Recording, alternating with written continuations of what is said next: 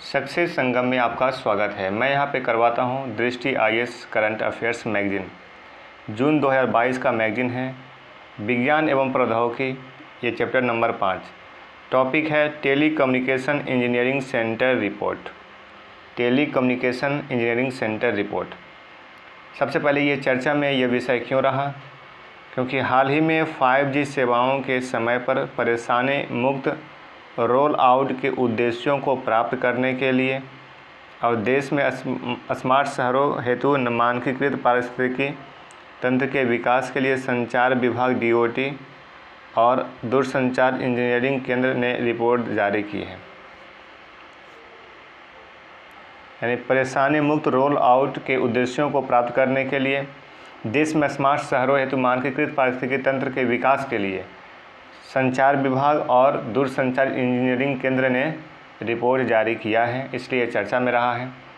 इससे रिलेटेड प्रश्न क्या बन सकते हैं, मॉडल क्वेश्चन दिया हुआ है, चलिए उसे देखते हैं। ये रहा संभावित प्रश्न।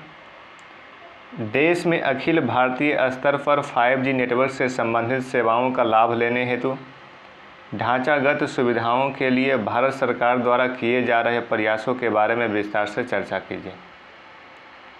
यानी अखिल भारतीय स्तर पर 5G नेटवर्क से संबंधित सेवाओं का लाभ लेने के लिए ढांचागत सुविधाओं के लिए भारत सरकार द्वारा किए जा रहे प्रयास के बारे में चर्चा करना है, ये क्वेश्चन का डिमांड है। अब पढ़ते हैं टॉपिक को, फिर आप क्वेश्चन लिखने का प्रयास कीजिएगा।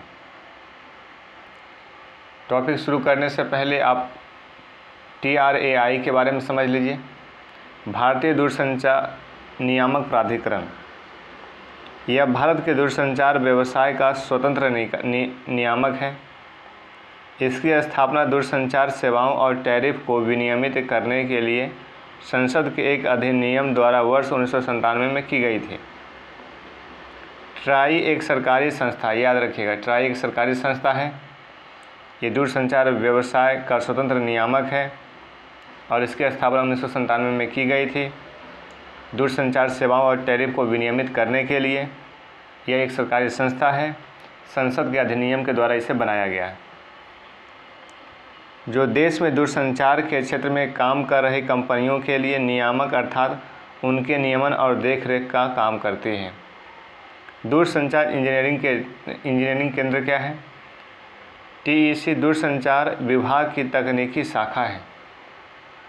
TEC क्या है? दूरसंचार इंजीनियरिंग केंद्र क्या है? दूरसंचार विभाग का DOT का इंजीनियरिंग शाखा है, जो दूरसंचार क्षेत्र में मानकीकरण और संबंधित पहलुओं में महत्वपूर्ण भूमिका निभाती है। इसलिए ट्राई और TEC दोनों को, ये दोनों टर्मिनोलॉजी को आप ध्यान में रखें। ये जो टॉपिक है आपका टेली कम्युनिकेशन इंजीनियरिंग सेंटर की रिपोर्ट, इसकी पृष्ठभूमि क्या बनी थी समझते हैं।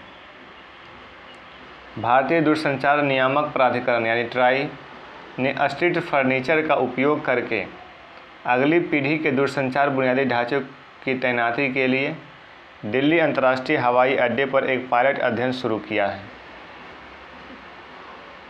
यहाँ पे स्ट्रीट फर्नीचर का उपयोग किया गया है। स्ट्रीट फर्नीचर का उपयोग किसने किया? ट्राई ने किया है। और ये स्ट्रीट फर्नीचर का उपयोग करके दूरसंचार बुनियादी ढांचे की तैनाती के लिए दिल्ली अंतर्राष्ट्रीय हवाई अड्डे पर एक पायलट अध्ययन शुरू किया था। तो स्ट्रीट फर्नीचर क्या होता है? जो स्ट्रीट यानी कि रोड, रास्ते में जो फर्नीचर लगे होते हैं, उस फर्नीचर की बात की जा रही है।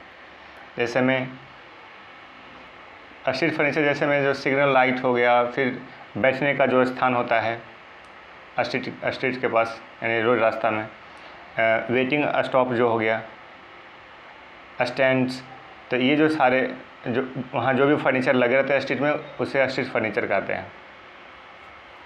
आगे देखिए, अध्ययन के निष्कर्ष भारतीय हवाई अड्डों पर मौजूदा स्ट्रीट फर्नीचर, हवाई अड्डे पर जो भी फर्नीचर लगे हुए हैं, जैसे traffic signal, lights, signage, lamp post, light pole, utility pole और विज्ञापन होर्डिंग का उपयोग करके स्मॉल सेल्स की तैनाती को सक्षम करने में मदद करेंगे।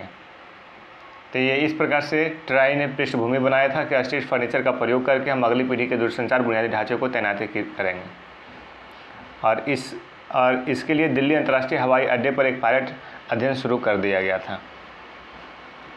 ट्राई क्या है, TEC क्या है, अभी हम लोग समझ लिए, ठीक है। तो टेली कम्युनिकेशन इंजीनियरिंग सेंटर की रिपोर्ट आई है और इस रिपोर्ट में प्रमुख बिंदु क्या है ये ध्यान में रखिए। इस रिपोर्ट का शीर्षक क्या, स्ट्रीट फर्नीचर का उपयोग करके 5G नेटवर्क के लिए छोटे सेल की शुरुआत और स्मार्ट सिटी के लिए इंटरनेट ऑफ थिंग्स सूचना व संचार तकनीकी मानक है। ये इसका क्या है, शीर्षक है। शीर्षक ध्यान में रखिए, स्ट्रीट फर्नीचर का उपयोग करके 5G नेटवर्क के लिए छोटे सेल की शुरुआत और स्मार्ट सिटी के लिए इंटरनेट ऑफ थिंग्स IoT सूचना व संचार तकनीक मानक है। तो ये प्रमुख बिंदु हुआ। आगे देखिए, ये जो रिपोर्ट आई है इसका महत्व क्या है, रिपोर्ट का महत्व समझते हैं। देश में शीघ्र ही 5G नेटवर्क के शुरू होने की उम्मीद के साथ उच्च स्पेक्ट्रम बैंड की शुरुआत के कारण स्मॉल सेल की आवश्यकता और भी महत्वपूर्ण हो जाएगी, जिसके लिए प्रति यूनिट क्षेत्र में बड़े ट्रैफिक वॉल्यूम की प्राप्ति हेतु सघन नेटवर्क परियोजना की शुरुआत होती है। यह रिपोर्ट स्ट्रीट फर्नीचर का लाभ उठाकर 5G नेटवर्क के लिए स्मॉल सेल के रोल आउट पर देश में सघन स्मॉल सेल बुनियादी ढांचे के प्रसार हेतु एक मानक दृष्टिकोण प्रदान करेगी। TEC की यह रिपोर्ट स्मार्ट सिटी के लिए मानक आधारित परिवेश को विकसित करने में शामिल हितधारकों के लिए एक बेहतरीन संदर्भ दस्तावेज साबित हो सकती है। समय पर और बिना किसी परेशानी के 5G सेवाओं का शुभारंभ करने के उद्देश्य की प्राप्ति और देश में स्मार्ट सिटी के लिए मानकीकृत परिवेश को विकसित करने हेतु ये मानक महत्वपूर्ण हैं। इसके लिए सघन नेटवर्क स्थापित करना आवश्यक होता है ताकि प्रति यूनिट क्षेत्र में और भी अधिक ट्रैफिक या दूरसंचार यातायात को आवश्यक सहारा दिया जा सके। अब स्मॉल सेल के बारे में समझते हैं। स्मॉल सेल क्या होते हैं। स्मॉल सेल पारंपरिक बेस स्टेशन के समान हैं, जिनका उपयोग दूरसंचार निगमों द्वारा कई वर्षों से किया जा रहा है। ये पारंपरिक बेस स्टेशनों की तरह ही होते हैं। ये छोटे भौगोलिक क्षेत्र को कवर करने के लिए कम शक्ति, कम दूरी की वायरलेस ट्रांसमिशन तकनीक का उपयोग करते हैं। इन सेल्स का उपयोग मुख्य रूप से ग्राहकों को घर के अंदर और बाहर दोनों जगह हाई स्पीड डेटा सेवाएं प्रदान करने के लिए किया जाता है। स्मॉल सेल का प्रयोग कार्य पद्धति क्या है। 5G नेटवर्क सिस्टम में स्मॉल सेल अपने निकटतम मेगा सेल से सिग्नल प्राप्त करते हैं। स्मॉल सेल अपने निकटतम जो भी मेगा सेल होते हैं उससे सिग्नल प्राप्त करते हैं, जो लंबी दूरी पर सिग्नल ट्रांसमिशन में मदद करता है। क्या समस्या और मुद्दे हैं, उस मुद्दे को समझ लीजिए।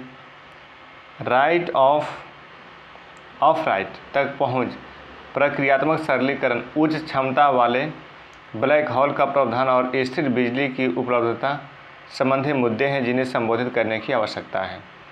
वर्तमान में स्मॉल सेल संबंधी कोई नियामकीय प्रावधान नहीं है, यह भी एक समस्या है। स्ट्रीट फर्नीचर के भार को वहन करने की क्षमता संबंधी मुद्दे शामिल हैं। और सुझाव क्या हो सकता है। स्ट्रीट फर्नीचर के परमिट हेतु सुव्यवस्थित और सरलीकृत प्रक्रिया अपनाई जानी चाहिए। नई साइट्स के अधिग्रहण के लिए सुगम मानदंड तैयार करने चाहिए। बुनियादी संरचनाओं हेतु पारदर्शिता अपनाई जानी चाहिए। तो ये है सुझाव।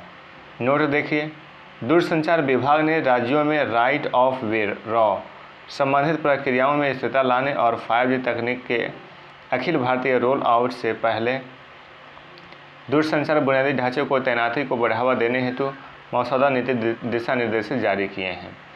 तो ये पूरा टॉपिक था, कंप्लीट होता है। अब क्वेश्चन को देख लीजिए। आप देश में अखिल भारतीय स्तर पर 5G नेटवर्क से संबंधित सेवाओं को लाभ लेने हेतु ढांचागत सुविधाओं के लिए भारत सरकार द्वारा किए जा रहे प्रयासों के बारे में विस्तार से चर्चा कीजिए। इसको आप लिखने का प्रयास कीजिएगा। वीडियो को 1-2 बार सुनिए, मैगजीन को खुद से भी एक बार पढ़ लीजिए। ठीक है, मिलते हैं अगले वीडियो में। लिंक डिस्क्रिप्शन में दिया हुआ है, टेलीग्राम चैनल को ज्वाइन कर लें। Okay bye, thank you.